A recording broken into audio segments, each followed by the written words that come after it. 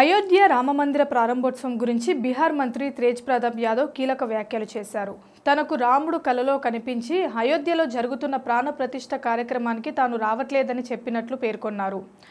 RJD అధినేత లాలూ ప్రసాద్ యాదవ్ పెద్ద కుమారుడే ఈ తేజ్ ప్రతాప్ యాదవ్.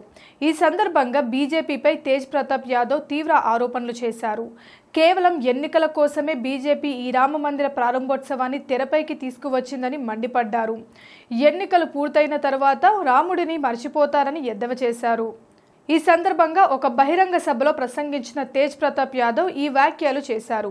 ఈ నెల 22వ తేదీన జరగనున్న అయోధ్య రామమందిర ప్రాణ ప్రతిష్ఠ కార్యక్రమానికి తాను హాజరు కాబోనని రాముడు తనకు కలలో కనిపించి చెప్పాడని పేర్కొన్నారు. రాముడు నలుగురు శంకరాచార్యుల కలలోకి వచ్చాడని, అదేవిధంగా తన కలలోకి కూడా వచ్చాడని చెప్పారు. ఈ రామమందిర ప్రారంభోత్సవంలో కపటత్వం ఉందని, అందుకే తాను రావడం లేదని రాముడు చెప్పినట్లు తేజ్ ప్రతాప్ యాదవ్ పేర్కొనడం గమనార్హం. ఆది శంకరాచార్యులు స్థాపించిన 4 మఠాల పీఠాధిపతులైన నలుగురు శంకరాచార్యులు అయోధ్యలో జరగనున్న రామమందిర ప్రారంభోత్సవానికి ఆది శంకరాచార్యులు స్థాపించిన 4 మఠాల పీఠాధిపతులైన నలుగురు శంకరాచార్యులు అయోధ్యలో జరగనున్న రామమందిర ప్రారంభోత్సవానికి హాజరు కావడం లేదని ఇప్పటికే ప్రకటించారని, వారికి తన మద్దతు ప్రకటిస్తున్నట్లు తేజ్ ప్రతాప్ యాదవ్ తెలిపారు.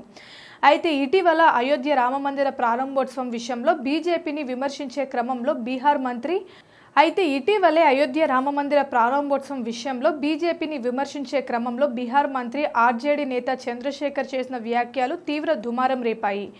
ఏదైనా అనారోగ్యం వస్తే వారు ఆసుపత్రికి వెళ్లి చికిత్స పొందుతారా, లేక దేవుడు గుడికి వెళ్లి మొక్కుతారా అంటూ మంత్రి చంద్రశేఖర్ చేసిన వ్యాఖ్యలు సంచలనంగా మారాయి.